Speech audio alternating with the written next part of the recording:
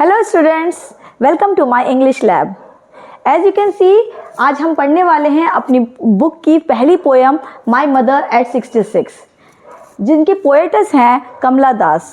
ठीक है, तो माय मदर एट 66 की पोएटस है Kamala Das. She was born in 1934 and she was born in Malabar, Kerala. Kerala में एक जगह है मालाबार, वहाँ पर उनका जन्म हुआ।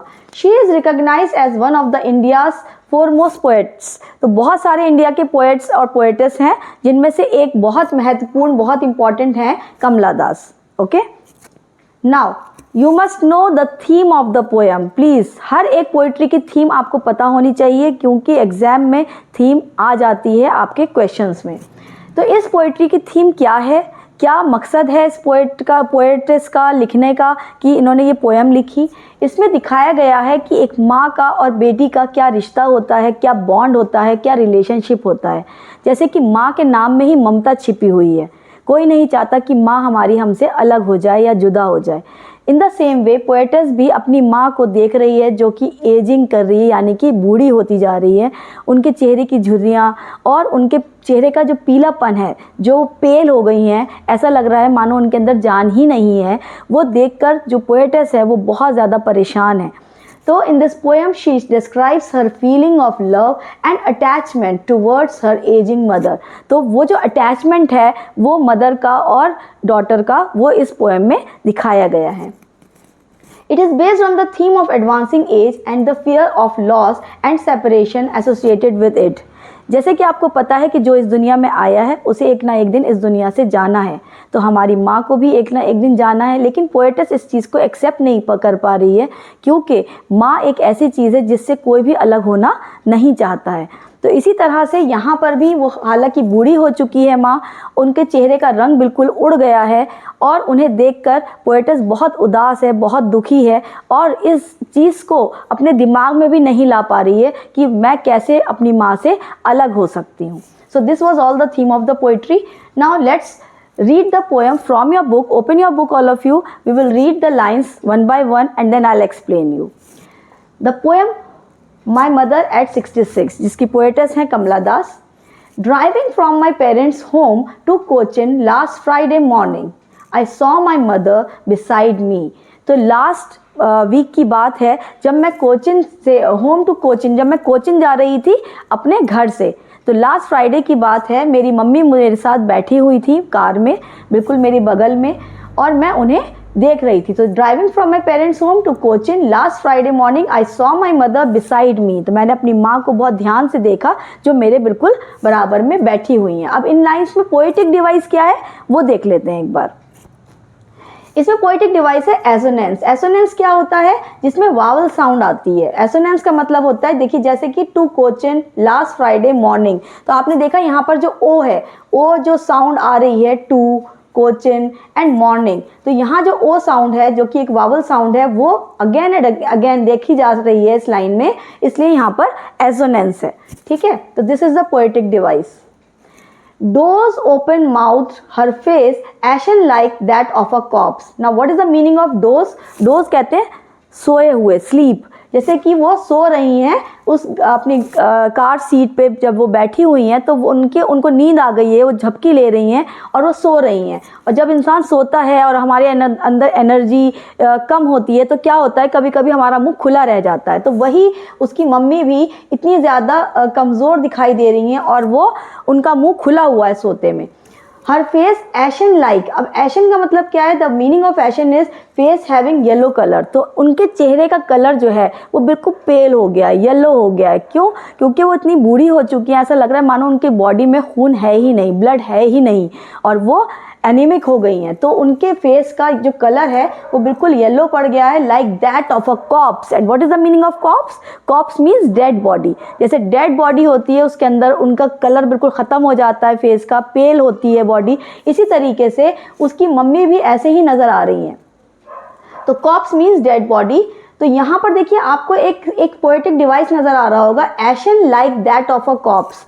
इसमें है simile. And what is the meaning of simile? जब हम किन्हीं दो चीज़ों को कंपेयर करते हैं आपस में और हम वर्ड्स यूज़ करते हैं लाइक, सच, एज, ऐसे कनेक्टर्स यूज़ करते हैं तो वहाँ पर सिमिली होता है। तो यहाँ पर भी सिमिली है, एशन like that of a cops, यानी कि उनके फेस को एक डेड बॉडी से कंपेयर किया जा रहा है। And we are using the word like, इसलिए यहाँ पर कौन सा पोएटिक डिवाइस है? The poetic device is simile. Got it? चलिए आगे देखते हैं। And realise with pain that she was as old as she looked, और वो बहुत पेन में है, जो पोएटिस है वो देखकर अपनी माँ को बहुत दुखी है, ये देखकर कि वो कितनी बूढ़ी हो गई है, as she looked. But soon, लेकिन तुरंत, तभी वो क्या करती है, अपने दिमाग को वहाँ से हटाती है। वो बिल्कुल इस चीज़ को बर्दाश्त नहीं कर पाती है कि मैं क्या सोच रही हूँ और मेरी माँ इतनी ज़्यादा बूढ़ी कैसे हो सकती है। तो but soon put that thought away, वो अपने थॉट को एकदम से झटकती हैं, और झटकने के बाद क्या करती हैं वो, and looked out at young trees sprinting, और बाहर, जब खिड़की के बाहर, विंडो के बाहर वो देखती हैं, जिस कार में वो बैठ के जा रही हैं और बाहर देखती हैं, तो वहाँ क्या देखती हैं कि जो ट्रीज हैं, जो पेड़ हैं, वो भाग रहे हैं। स्प्रिंटिंग का मतलब क्या? What is the meaning of sprinting? Running fast. वो बहुत तेज भाग रहे हैं। कहाँ भाग रहे हैं? पीछे की तरफ। आपने देखा होगा जब आप किसी व्हीकल में बैठे होते हैं और आपकी तेज रफ्तार में आपकी कार या कोई भी व्हीकल चल रही होती है, तो जो पेड़ होते हैं वो पीछे की तरफ जा रहे होते हैं। तो उसका मतलब क्या? दैट इज फिजिक्स, है ना। तो उसमें क्या है कि वो पीछे की तरफ भाग रहे होते हैं, ऐसा लगता है वो पीछे की तरफ भाग रहे हैं और हम आगे की तरफ चल रहे हैं, तो वही है, दैट इज कॉल्ड स्प्रिंटिंग। तो उन्होंने, और यहाँ यंग क्यों कहा है ट्रीज को? क्योंकि जो यंग चीज होती है वही भाग दौड़ सकती है, अगर कोई ओल्ड हो गया वो इतनी तेज दौड़ नहीं सकता है। तो यहाँ पर ट्रीज को यंग कहा गया है। The merry children spilling out of their homes. What is the meaning of spilling? Spilling का मतलब होता है coming out, और जो बच्चे हैं, हंसते खिलखिलाते हुए बच्चे, वो भी अपने घर से दौड़ दौड़ कर, भाग कर बाहर आ रहे हैं अपने घर से। तो यहाँ पर देखिए कंट्रास्ट है। क्या कंट्रास्ट है? कि जो कार के अंदर का जो माहौल है, जो एनवायरनमेंट है, वो बहुत सैड है, ग्लूमी है, लेकिन जो कार के बाहर का एनवायरनमेंट है वो बहुत ज़्यादा एंथुजियास्टिक है, बहुत ज़्यादा खुशहाल है। जैसे कि ट्रीज दौड़ रहे हैं, यंग ट्रीज भाग रहे हैं पीछे की तरफ, बच्चे जो हैं वो अपने घरों से बहुत मैरी चिल्ड्रन। मैरी का मतलब क्या होता है? मैरी मीन्स हैप्पी, हैप्पी, जैसे हम मैरी क्रिसमस कहते हैं, तो that is called happy Christmas. In the same वे यहाँ बच्चे भी बहुत खुश हैं, हैप्पी हैं, और वो अपने घरों से बाहर आ रहे हैं। तो ये कंट्रास्ट दिखाया गया है, कार के अंदर का एनवायरनमेंट और कार के बाहर का एनवायरनमेंट। ओके, आगे देखते। अच्छा, यहाँ पर एक पोएटिक डिवाइस भी है। पोएटिक डिवाइस कौन सी है? Imagery. What is imagery? Imagery का मतलब होता है जब हम कोई चीज़ पढ़ रहे हैं और अचानक से हमारे दिमाग में वो इमेज बन जाए। जैसे ही मैंने आपसे कहा कि यंग ट्रीज स्प्रिंटिंग, तो आपके माइंड में एक इमेज बनी होगी कि हाँ, वो जब हम कार में जाते हैं या किसी भी व्हीकल में जाते हैं तो वो जो पेड़ हैं वो पीछे की तरफ भागते हुए नजर आते हैं। तो वो जो इमेज बनी हमारे दिमाग में, बच्चे बाहर दौड़ते हुए आ रहे हैं, वो जो इमेज बनी हमारे दिमाग में, वो भी एक पोएटिक डिवाइस है, एंड दैट इज इमेजरी। आगे देखते हैं। But after the airport security check standing a few yards away, अब जब वो एयरपोर्ट पहुंच जाती है कोचिंग के लिए, क्योंकि उसे जाना है, उसे वो एयरपोर्ट जा रहे थे, एयरपोर्ट पे इनका सिक्योरिटी चेक हो जाता है पोएटिस का, और वहाँ पर उसकी जो माँ होती है वो थोड़ी दूरी पर खड़ी होती है।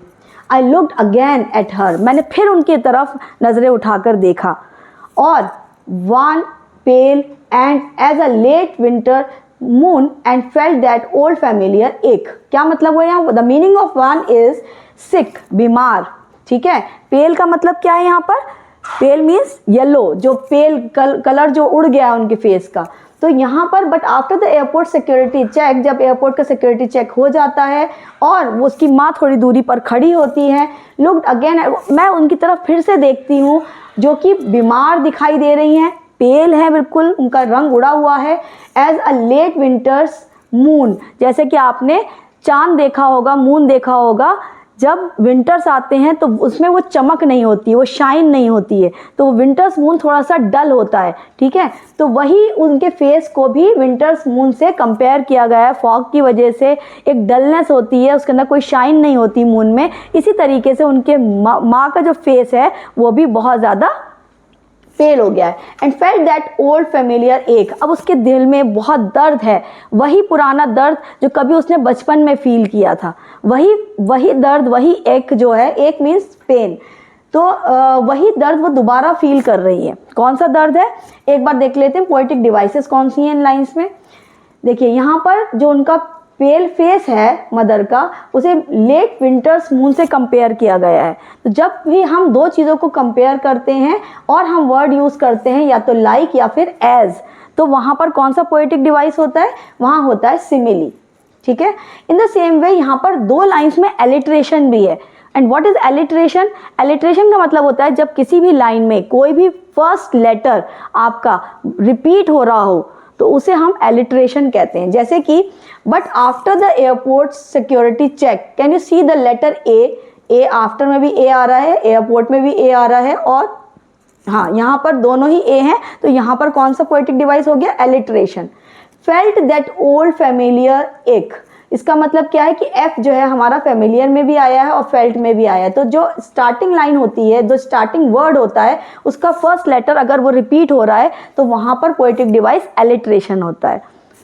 आगे देखते हैं, माई चाइल्डहुड्स फियर। चाइल्डहुड मतलब बचपन में जो मैंने एक फियर, अपना एक जो डर था वो महसूस किया था, कि जैसे आप लोगों ने भी देखा होगा कि जब हम घर में एंटर करते हैं तो हमें अगर मम्मी नज़र नहीं आती हैं तो हम क्या करते हैं? हम सबसे पहले पूछते हैं मम्मी कहाँ है, वेयर इज़ मम्मा। ठीक है। तो इन द सेम वे वो जो डर था जब मम्मी दूर हो जाती थी और मैं डरती थी कि भाई माँ कहाँ चली गई, वही फियर मुझे अभी भी वही महसूस हो रहा है जो मैंने कभी अपने चाइल्डहुड में या बचपन में उसे महसूस किया था। But all I said was, लेकिन मैं उसके बाद भी, उस फियर के बाद भी मैं कुछ नहीं बोली। सिर्फ मैंने क्या कहा? मैंने कहा सी यू सून अम्मा। उसने कहा कि मैं जल्दी ही मिलूंगी आपसे अम्मा, क्योंकि वो डर अब अंदर महसूस कर रही थी लेकिन अपनी माँ को वो जाहिर नहीं कर रही थी। ऑल आई डिड वॉज, सिर्फ मैंने क्या किया? Smile and smile and smile. सिर्फ मैंने स्माइल ही किया, क्योंकि हर एक स्माइल में एक दर्द छुपा हुआ था, एक होप थी, आशा थी कि हाँ हो सकता है कि मैं फिर मिलूंगी, एक डर था कि शायद मैं अब ना मिल पाऊँ, लेकिन फिर भी वो अपनी माँ को दिलासा दे रही है स्माइल कर कर कि मैं ज़रूर मिलूंगी। ठीक है। तो यहाँ कौन कौन सी पोएटिक डिवाइसेस हैं? यहाँ पर अगेन एलिट्रेशन है, but all I said was see you soon. See, you can see the letter S, said में भी एस है, सी में भी फर्स्ट लेटर एस है और सून में भी फर्स्ट लेटर एस ही है, तो एलिट्रेशन हो गया। एंड दूसरा पोएटिक डिवाइस है रेपिटेशन। रेपिटेशन में क्या होता है? पूरे पूरे वर्ड्स रिपीट होते हैं, जैसे कि smile and smile and smile. तो देखिए 3 बार आपका स्माइल वर्ड आपका रिपीट हुआ है, दैट मीन्स एक और पोएटिक डिवाइस है जिसे हम कहेंगे repetition. Now let's discuss some of the question and answers. Name the poet of the poem My Mother at 66. So who is the poet? Kamala Das. Why is the mother compared to the late winter's moon? तो mother को late winter's moon से क्यों compare किया गया है? Like the late winter's moon, जैसे कि late winter's moon जो है वो थोड़ा सा डल होता है, फॉग की वजह से थोड़ा सा धुंधला होता है, वो ब्राइटनेस नहीं होती है। In the same way which lacks brightness and strength, the mother is 66, pale and frail, signalling, क्या सिग्नल कर रही है वो? The end of her life strength, कि अब उनकी ज़िंदगी भी ज़्यादा दिन तक नहीं बची है, बहुत ज़्यादा वो वीक हो गई हैं और एट द एज ऑफ 66 पेल हो गई हैं और बहुत ज़्यादा फ्रेल हो गई हैं। तो वहाँ पर यहाँ पर इसलिए उन्होंने मदर को कंपेयर किया है लेट विंटर्स मून के साथ। Now the third question is what do the sprinting trees and merry children symbolize? यहाँ पर sprinting trees और मैरी चिल्ड्रन क्या चीज़ दर्शाते हैं, क्या सिंबलाइज कर रहे हैं? दे सिंबलाइज यूथ, के यंग जो है वो, यानी कि यूथ, एनर्जी, उनके अंदर कितनी एनर्जी है, चाहे वो ट्रीज है चाहे वो चिल्ड्रन है, they are full of energy. And life in contrast to the mother's elderly, लेकिन यहाँ पर कंट्रास्ट क्या है कि जो उसकी मदर है वो बूढ़ी हो चुकी हैं, एंड इनएक्टिव स्टेट, और अब वो इनएक्टिव स्टेट में है, उनके अंदर बिल्कुल भी इस तरह की जान नहीं है जैसे कि एक यूथ में होती है। Now the next question is what were the poet's parting words and why? Parting का मतलब जब वो उनसे अलग हो रही है, जुदा हो रही है, तो उसके पोएट के वर्ड्स क्या थे जब वो अपनी माँ से दूर जा रही थी और क्यों? She said see you soon अम्मा, लास्ट वर्ड उसके थे कि मम्मा जल्दी ही मिलेंगे, see you soon, to hide her true fear of never seeing her mother again, के छुपाने के लिए वो फीलिंग्स जो वो सोच रही थी, जो उसके दिमाग में चल रहा था, वो डर जो था, तो कभी ना देख पाने का अपनी माँ को, वो डर उसके दिल में बहुत ज़्यादा घर कर गया था। Offering a promise of hope and reunion, और उसको ये होप भी थी कि शायद हम फिर से मिल पाएंगे। And the last question here is what is the significance of the smile in the poem. जो स्माइल की है उस स्माइल वर्ड का क्या सिग्निफिकेंस है, क्या इंपॉर्टेंस है, वो बताइए। The smile is a facade false outward appearance. Facade का मतलब क्या होता है, दैट इज जो ऊपरी जो झूठी हंसी होती है या मुस्कुराहट जो पोएटस ने अपने चेहरे पे लाकर दिखाई है, दैट इज कॉल्ड फसाड। और वो फसाड क्यों दिखाई गई है, to hide the poet's insecurity, कि जो पोएट्स की इनसिक्योरिटी थी, यानी कि उसको ये एहसास था कि वो शायद अब कभी ना मिल पाए, वो pain and fear of her mother's inevitable death, यानी कि वो डेथ, वो मौत जो हर किसी को आनी है, जिससे कोई अपना पीछा नहीं छुड़ा सकता, उस चीज़ का जो डर था अपनी माँ के लिए, उस चीज़ के लिए उसने एक फॉल्स जो अपीयरेंस था, आउटवर्ड अपीयरेंस, उसका फसाड, वो उसने दिखाया है। उस स्माइल का ये सिग्निफिकेंस है यहाँ पर। आई होप आप सबकी समझ में आया होगा। अगर कोई भी क्वेरी है, कोई भी क्वेश्चन है, तो प्लीज़ कमेंट बॉक्स में ज़रूर बताइएगा। आप जल्दी ही मिलेंगे अपनी दूसरी पोएम के साथ। So thank you so much.